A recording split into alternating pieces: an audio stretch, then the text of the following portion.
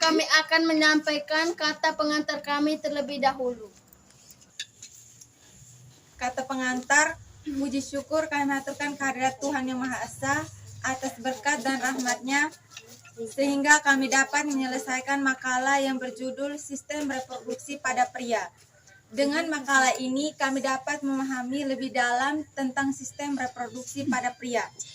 Kami menyadari bahwa makalah ini masih jauh dari kata kesempurnaan, maka dari itu kami mengharapkan kritik dan saran yang bersifat membangun serta bisa menjadi acuan agar kedepannya kami dapat menghasilkan sebuah makalah yang lebih baik lagi. Kitab isi terdiri atas 3 bab. Bab pertama, pendahuluan, terdiri atas 3, yaitu latar belakang, rumusan masalah, dan tujuan. Bab 2 tentang pembahasan A. Sistem dan kelenjar reproduksi pria dibagi atas 3. Yang pertama, organ reproduksi dalam. Yang kedua, organ reproduksi dalam kelenjar kelamin pria. Dan yang ketiga, spermatogenesis. B. Hormon reproduksi pria, penentuan jenis kelamin anak hasil fertilisasi. C. Kesehatan reproduksi pria dibagi atas 4. Yang pertama, andrologi klinik. Yang kedua, andropause pada pria. Yang ketiga, penyakit pada organ reproduksi pria. Dan yang keempat, pencegahan untuk mencegah penyakit pada reproduksi pria. Bab yang ketiga, penutup, kesimpulan, dan saran. Bab 1. Pendahuluan. Latar belakang. Salah satu ciri makhluk hidup adalah berkembang biak atau melakukan reproduksi. Reproduksi melibatkan suatu sistem dalam tubuh, yaitu sistem reproduksi. Sistem reproduksi melibatkan organ reproduksi. Tujuan utama makhluk hidup melakukan reproduksi adalah untuk melestarikan jenisnya agar tidak punah. Jadi, apa yang akan terjadi dengan manusia, misalnya jika tidak bisa melakukan reproduksi? Nah, tentu lama-kelamaan manusia akan punah. Kemampuan reproduksi tergantung pada hubungan antara hipotalamus, hipofisis, bagian anterior, organ reproduksi, dan sel target hormon. Proses biologis dasar termasuk perilaku seksual dipengaruhi oleh faktor emosi dan sosiokultural masyarakat. Di sini yang akan difokuskan adalah fungsi dasar seksual sistem reproduksi di bawah kontrol saraf dan hormon. Sistem reproduksi meliputi kelenjar atau gonad dan saluran reproduksi. Organ reproduksi primer atau gonad terdiri dari sepasang testes pada pria dan sepasang ovarium pada wanita. Gonad yang matang berfungsi menghasilkan gamet atau gametogenesis dan menghasilkan hormon seks, khususnya testosteron pada pria dan progesteron pada wanita. Setelah gamet diproduksi oleh gonad, ia akan melalui saluran reproduksi atau sistem ductus. Pada wanita juga terdapat payudara yang termasuk organ pelengkap reproduksi. Bagian eksternal sistem reproduksi sering juga disebut genitalia eksternal. Seiring perkembangan teknologi dan zaman, Reproduksi juga merupakan objek utama untuk memenuhi kebutuhan manusia. Sebagai contoh, manusia mengembangkan teknologi reproduksi berupa bayi tabung untuk mengatasi masalah pasangan suami istri yang tidak memiliki anak, dan juga inseminasi buatan pada hewan untuk memperoleh keturunan hewan yang diinginkan.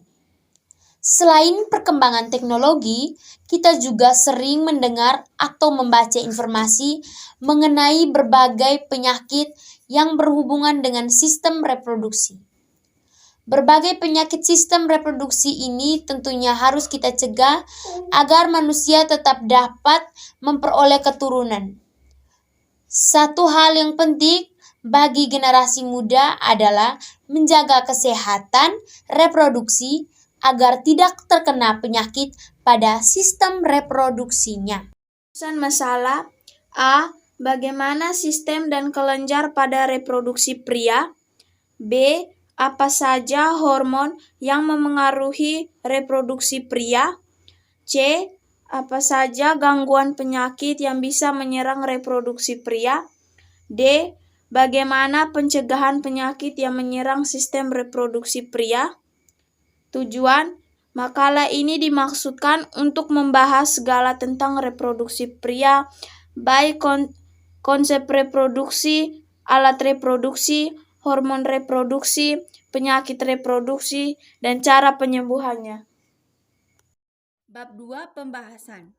A. Sistem dan kelenjar reproduksi pria. Organ reproduksi luar. 1. Penis. Zakar atau yang disebut penis terdiri dari akar yang menempel pada dinding perut. Badan merupakan bagian tengah dari penis. Glans penis, ujung penis yang berbentuk seperti kerucut. Lubang uretra, saluran tempat keluarnya semen dan air kemih. Terdapat di umum glans penis. Dasar gland penis disebut korona. Pada pria yang tidak disunat atau sirkusisi, kulit depan preputium membentang mulai dari korona menutupi glans penis. Badan penis terdiri dari 3 rongga silindris atau sinus, jaringan erektil, 2 rongga yang berukuran lebih besar disebut corpus cavernosus. Terletak bersebelahan, rongga yang ketiga disebut corpus spongiosum. Mengelilingi uretra. Jika rongga tersebut terisi darah, maka penis menjadi lebih besar, kaku dan tegak, mengalami ereksis. Penis pria berbentuk batang dan merupakan organ untuk senggama bagi pria yang berfungsi untuk menyalurkan cairan mani atau semen yang mengandung sel-sel spermatozoa ke dalam vagina wanita. Penis terdiri atas jaringan otot, jaringan spons yang lembut, pembuluh darah, dan jaringan saraf. Penis digantung di bagian tengahnya oleh 3 mensuspensorium. Penis ke arah simpis, pubis, dan pangkalnya disebut pulbopenis melekat. Otot serta ligamen yang menghubungkannya dengan otot pantat di dekat anus. Penis yang berada di luar tubuh, pada bagian luarnya melekat kulit yang elastis, hanya bagian ujung penis atau gland penis. Kulit ini tidak melekat dan ujungnya berlubang, sehingga bisa dilipat ke belakang. Selubung ini disebut preputium.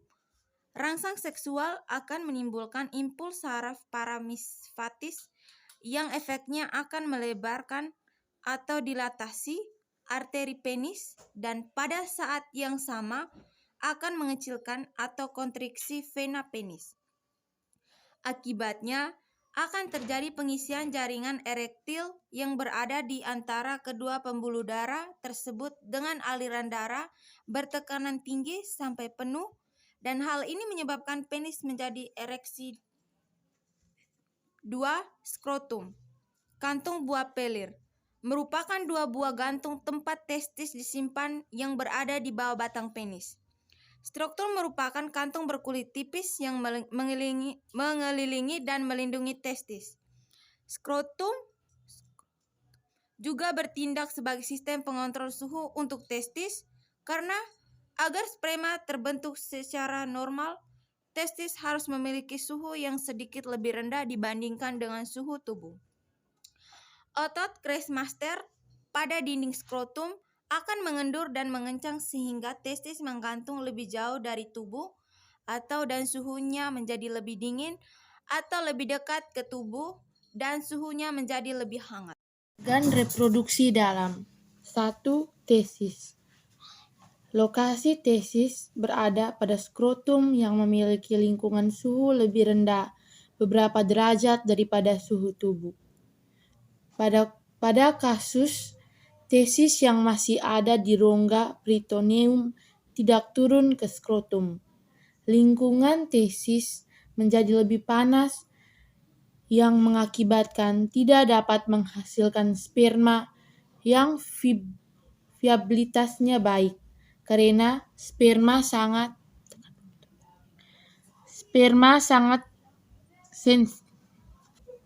sensitif terhadap suhu.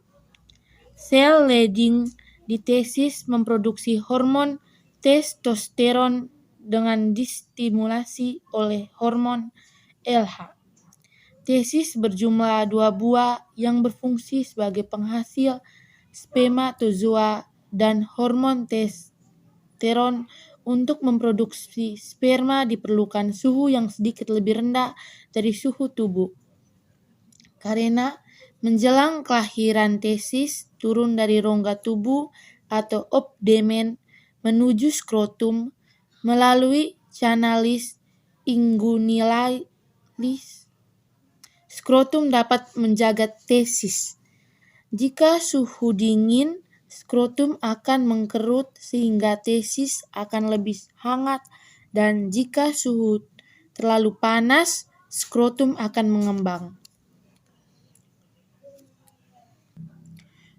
Suhu rata-rata testis di dalam skrotum adalah 2,2 derajat Celcius. Di dalam testis terdapat saluran halus yang disebut saluran penghasil sperma. Tempat terjadinya proses spermatogenis. Di dinding sebelah dalam saluran tersebut terdiri dari jaringan epitelium, dari jaringan ikat. Di jaringan epitelium terdapat sel induk sperma, yaitu calon sperma sel Sertoli yang berfungsi memberi makanan pada sperma. Sel Leydig yang berfungsi menghasilkan hormon testosteron. 2. Vas efferentia. Saluran ini berjumlah 10-15 buah yang akan membawa spermatozoa dari testis menuju epididymis. 3. Epididymis berjumlah 2 buah di dalam skrotum kiri dan kanan. Saluran ini berfungsi untuk proses pematangan spermatozoa sehingga dapat bergerak dengan flagelnya, serta memberi nutrisi pada spermatozoa dalam perjalanan menuju vas difteria. Saluran epididymis bentuknya berkelok-kelok rapat sekali yang panjangnya 20 kaki atau sampai 6 meter. 4. Vas differentia berjumlah 2 buah di sebelah kiri dan kanan, panjangnya 14 cm, seperempatnya berada dalam skrotum. Vas differentia keluar dari skrotum bersama-sama pembuluh darah, pembuluh limfe, dan serabur saraf, membentuk satu bekas yang disebut funiculus spermaticus. Dalam melalui canalis inguinalis masuk ke rongga tubuh atau abdomen, spermatozoa yang telah matang mampu bergerak 2-4 mm per menit, dan sepanjang vas efferentia ditempuhnya dalam waktu 21 hari, barulah sampai di ampula yang telah matang mampu bergerak 2-4 mm per menit, dan sepanjang vas eventeria ditempuhnya dalam waktu 21 hari, barulah sampai di dalam ampula yang merupakan pelebaran dari vas eventeria. Spermatozoa bersifat serta memulih tenaga dengan nutrisi fruktosa dan zat gizi lain yang terkandung dalam sekret kelenjar vesika seminalis yang duktusnya bermuara dalam ampula. 5. Ductus ejaculatus berjumlah 2 buah, berfungsi untuk menyalurkan sperma saat ejakulasi ke dalam saluran uretra. Kedua saluran ini ujungnya bersatu dan bermuara di uretra, tempat di mana kelenjar prostat. 6. Saluran uretra berjumlah 1 buah, berfungsi untuk menyalurkan semen dan saluran urin. Saluran ini terletak dalam batang penis di bagian bawah, dikelilingi oleh coprus spongiosum. Kelenjar kelamin pria merupakan sepasang kelenjar yang terletak di antara kantong kemih dengan rektum. Selanjutnya, spermatogenesis. Spermatogenis. Sperma dihasilkan oleh tubulus seminiferus yang memiliki panjang 250 cm dalam testis. Fungsi penting sel Sertoli selama proses spermatogenesis antara lain: 1. Sel Sertoli membentuk juntation sebagai barier spermatozoa dengan darah sehingga dapat mencegah pembentukan antibodi yang dapat menyerang sel spermatozoa. 2. Memberikan makanan. 3. Sel Sertoli berfungsi untuk memfagosit sitoplasma dan spermatid yang berubah menjadi spermatozoa dan menghancurkan sel geminal yang rusak. 4. Sel Sertoli membentuk lumen cairan tubulus seminiferus sehingga sperma dapat dilepaskan dari tubulus ke epididymis untuk disimpan dan diproses lebih lanjut. 5. Sel Sertoli mensekresi androgen binding protein ABD. 6. Menghasilkan hormon inhibin sebagai umpan balik negatif yang mengontrol sekresi FSH. B. Hormon pada sistem reproduksi pria. Proses spermatogenesis distimulasi oleh sejumlah hormon yaitu testosteron, LH, FSH, estrogen, dan hormon pertumbuhan. Selanjutnya, penentuan jenis kelamin anak hasil fertilisasi.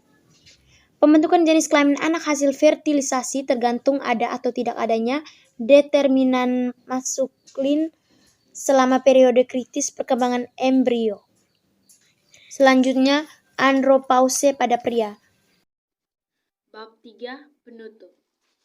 Kesimpulan, sistem reproduksi pria terdiri dari organ reproduksi luar dan reproduksi dalam. Organ reproduksi luar terdiri dari penis atau zakar dan skrotum.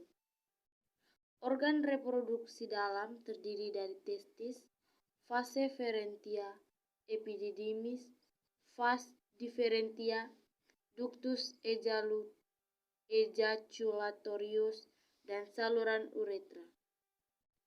Kelenjar pada reproduksi pria antara lain vesicula seminalis, kelenjar prostat, kelenjar Chowperi, dan kelenjar literi. Hormon pada reproduksi pria yakni testosteron, LH, FSH, estrogen, hormon pertumbuhan, DHEA dan 17 estradiol.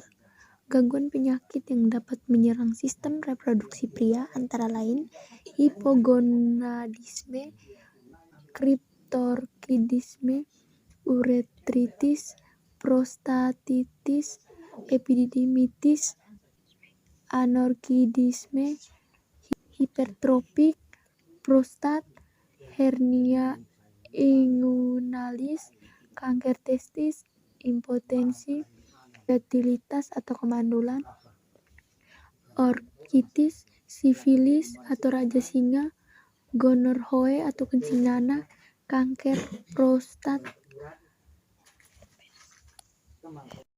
Saran, pengetahuan mengenai seks dan seksualitas hendaknya dimiliki oleh semua orang.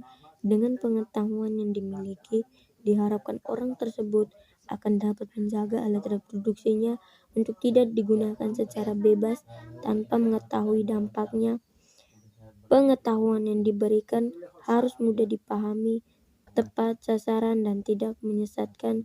Dengan demikian, orang tersebut akan dapat menghadapi rangsangan dari luar dengan cara yang sehat, matang, dan bertanggung jawab.